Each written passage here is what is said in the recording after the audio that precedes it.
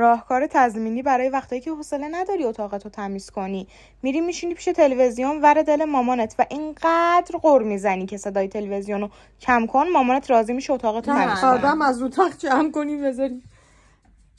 لباس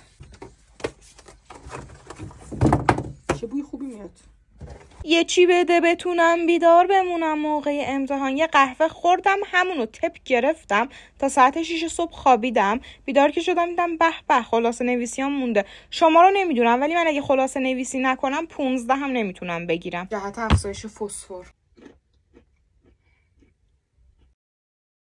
من حکم شکسته شدن رژیم در طول ایام امتحاناتو پرسیدم، گفتن هیچ عیبی نداره، حلال، هرچی دوست داری بخور. منم رفتم از فرصت استفاده کردم، یه عالمه فست فود خوردم. خب دیگه دوستتون دارم، بوس بهتون.